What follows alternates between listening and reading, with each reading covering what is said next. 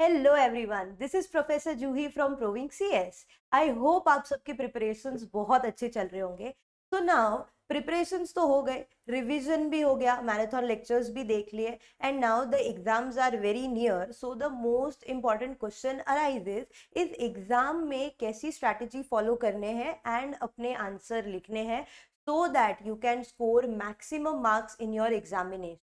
अगर 5 मार्क्स का क्वेश्चन आया तो कितना बड़ा आंसर लिखना है? क्या हमको 2 पेजेस का आंसर लिखना है, 4 पेजेस का आंसर लिखना है, या 1 पेज के आंसर में इट विल बी सफिशिएंट? तो as we all are doing a professional course, आप सीएस कर रहे हो, इसीलिए आपको आंसर्स भी जो लिखने हैं वो सीएस बेस्ड आंसर ही होने चाहिए। तो 5 मार्क्स के लिए कितना बड़ा आंसर लिखना है, डायरेक्ट क्वेश्चन या थियोरी क्वेश्चन आया तो उसके लिए कितना बड़ा आंसर लिखना है, कैसे फॉर्मेट में आंसर लिखना है, केस स्टडी बेस्ड के लिए कैसे फॉर्मेट में आंसर लिखना है, क्या हमको सारे सेक्शन नंबर याद रखने हैं, और अगर हमको एग्जाम में बिकॉज ऑफ मेनी थिंग्स अगर सेक्शन नंबर याद नहीं रहे तो, या हम उस सेक्शन नंबर को भूल गए तो क्या? तो आज का हमारा टॉपिक यही है इस वीडियो का, that will be discussing the answer writing strategy for your examination so that you can score maximum marks in your examination. So let's get started. So first, if we talk about the direct questions और theory based questions, या हमको comment के लिए question आता है, एक line आपको दे दी जाएगी and you will be required to comment on that thing, जिसको ओपन एंडेड क्वेश्चन बोला जाता है। तो हम इससे स्टार्ट करते हैं कि इसमें हमको आंसर कैसे लिखना है, बिकॉज कंफ्यूजन ही ये होता है कि डायरेक्ट क्वेश्चन के लिए कितना आंसर रेलेवेंट है, कितना लेंदी आंसर लिखना है। तो हम वो पहले डिस्कस करेंगे। तो फर्स्ट आपने क्वेश्चन पेपर देखा एंड एक क्वेश्चन देखना शुरू किया, and you don't have to start writing immediately after you read the question. आप पहले क्वेश्चन पढ़ो, आप पहले देखो कि कौन से कंटेक्स्ट में क्वेश्चन पूछा है, आपको क्या टॉपिक के बारे में बात किया हुआ है, कौन सा रेलेवेंट टॉपिक है यहाँ पे, and then you start with your answer. तो your first point will be about the introduction paragraph, जहाँ पे आप क्या करोगे, आप जो क्वेश्चन पूछा है उस टॉपिक के हिसाब से उसका की कंसेप्ट बताओगे। एंड अगर उस टॉपिक में कोई डेफिनेशन है या आपको लगता है कि कोई पॉइंट इंक्लूड करना चाहिए, तो first you have to do that thing. Secondly then you will come to the main body of the question. तो वो मेन बॉडी के अंदर अगर कोई केस स्टडी रेलेवेंट है एंड आपको याद है तो वो केस लॉ लिखो, वहाँ पे केस लॉ मेंशन करो, या फिर कोई थियोरेटिकल कंसेप्ट है तो वहाँ पे आप एग्जाम्पल्स लिखो पर्टिकुलर टू दैट केस। तो these are some basic points जो आपको याद रखने हैं। हर एक आंसर का, हर एक थ्योरी बेस्ड आंसर का, नो मैटर हाउ इजी और small that concept is, important ये होता है कि आपको कंसेप्चुअल कितना अच्छा नॉलेज है। एंड अगर आप एग्जाम्पल्स लिख पाते हो उसके लिए, तो उससे अच्छी बात तो और कोई हो ही नहीं सकती। ये कुछ छोटे छोटे पॉइंट्स होते हैं जो एग्जामिनर ध्यान में रखता है एंड उसके बेसिस पे मार्क्स आपको देते हैं। तो हम जब भी क्लास में, स्पेशली मेरे स्टूडेंट्स एंड हम जब भी क्लास में पढ़ते हैं थ्योरी या लॉ के सब्जेक्ट, हम उसी टाइम हर एक आंसर के कीवर्ड्स एंड मेन पॉइंट्स को हाईलाइट कर देते हैं। तो उसके अलावा ना, अगर आपकी लैंग्वेज थोड़ी सी 19-20 भी हो गई, बट आपने कंसेप्ट प्रॉपरली लिखा है एंड वो कीवर्ड्स और आंसर को अपने पॉइंट में लिखे हैं, तो उससे अच्छी बात और कोई हो ही नहीं सकती।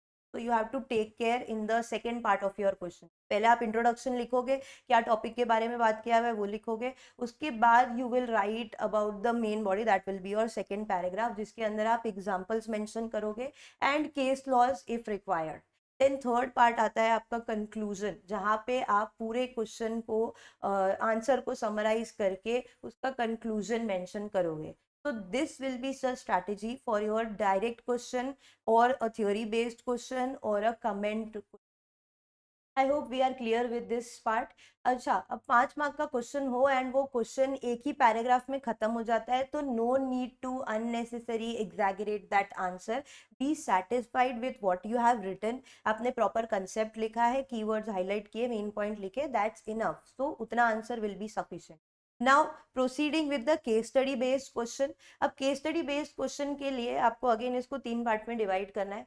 Firstly you will write the facts of the case, जहाँ पे ये फैक्ट्स ऑफ द केस आपको क्वेश्चन में से ही मिल जाएंगे, बस वही facts of the case you have to mention. के बाद you have to write the applicable provision. Suppose if एक केस स्टडी का एग्जांपल लेते हैं एंड उसके अंदर आपको सीएसआर के प्रोविजंस पूछे हैं, तो सीएसआर के लिए आपने फैक्ट्स ऑफ द केस लिख दिए क्वेश्चन में से, and then now you will be starting with the provisions of this relevant case. तो प्रोविजंस के अंदर आपको सेक्शन नंबर मेंशन करना है। Suppose section number 135 of companies act 2013। अब पॉइंट ये आता है कि अगर आपको सेक्शन नंबर याद नहीं है, तो आपको अगर याद नहीं है and if you are not 100% confident for this section number, तो आप सेक्शन नंबर मेंशन मत करो। आप क्या लिखो वहां पे, आप ऐसे लिख सकते हो, as per relevant provisions of Companies Act 2013। Section number याद है, well and good, if you are 100% confidence बिल्कुल सेक्शन नंबर लिखो, बट अगर याद नहीं रहता है तो आप इसको ऐसे करके अपना आंसर शुरू कर सकते हो with your applicable provision. Now comes the conclusion part. तो आप कंक्लूजन कैसे करोगे, आप फैक्ट्स ऑफ द केस देखोगे प्लस प्रोविजंस क्या बोलते हैं इस रिस्पेक्टिव केस के लिए, उससे आप कंक्लूजन बनाओगे। सपोज बहुत ही बेसिक सीएसआर का एग्जांपल लेते हैं, आपको फैक्ट्स ऑफ द केस में दे दिया है, ये कंपनी है, उसका क्राइटेरिया ये है, पेड अप ये है, टर्नओवर एंड नेटवर्थ ये है, एंड कंपनी ने लास्ट ईयर में कुछ भी सीएसआर नहीं किया था। अब ये साल कंपनी के क्या कितना सीएसआर एप्लीकेबल है, ठीक है। तो आपने फैक्ट्स ऑफ द केस लिख दिया, आप प्रोविजंस के अंदर ये लिख दो कि section 135 as per section 135 of companies act 2013, and उसके बाद मेंशन करो कि क्या अगर टर्नओवर लिमिट एक्सीड हो रहा है या पेड अप लिमिट एक्सीड हो रहा है या नेटवर्थ एक्सीड हो रहा है, उसकी वजह से वेदर सीएसआर इज एप्लीकेबल और नॉट एप्लीकेबल। इफ एप्लीकेबल तो कंपनी को ये साल में इतना सीएसआर एक्सपेंडिचर करना है, ठीक है। ये पूरा लिखा and then you will write with the conclusion कि because of the turnover criteria और पेड अप क्राइटेरिया और net worth criteria, this year CSR will be applicable and company is required to spend this much amount in CSR. This will be your conclusion part. So very simple thing to write your case study based answer. So these were some easy and short tips for you all to follow for theory based answer and for case study based answer. Now some general points that I would like to draw your attention to. सबसे पहले hand writing जो आपकी होगी while presenting your answer, see handwriting इतना matter नहीं करता, but जब presentation होता है तो handwriting at least should be neat and legible, ठीक है। एग्जामिनर को ना ज़्यादा तकलीफ नहीं होना चाहिए आपका आंसर शीट पढ़ते हुए। दूसरा, आप जब भी एक नया क्वेश्चन शुरू करो, नए पेज से शुरू करो उसको, and proper page number, proper question number वहाँ पे मेंशन करो, सीक्वेंस वाइज मेंशन करो।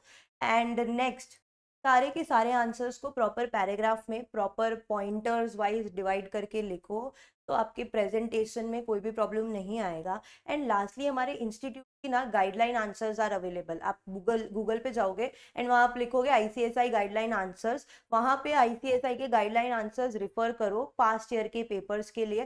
That will be very helpful for you all to write in the exam. वहाँ पे आपको ना सारे क्वेश्चन दिए हुए जितने भी पास्ट आईसीएसआई के पेपर्स है, starting with I think around 2015, वहाँ से वो पेपर्स अवेलेबल है टिल द लास्ट अटेम्प्ट। अब वहाँ के पेपर्स रिफर करो, देखो उसमें कैसे आंसर्स प्रेजेंट किए हुए, एंड उस तरीके से उसको बेस बनाओ अपने answer writing. This way you can score maximum marks in your examination. And for rest of the things, I hope आपके प्रिपरेशंस ऑलरेडी हो गए and you are ready to rock with your examination. सारे revision lectures Provings के YouTube channels पे available है। In case you want to refer to any specific video और chapter, everything will be available on the Provings page. So I hope आप सबके examination बहुत अच्छे जाएंगे and all the very best for your exam.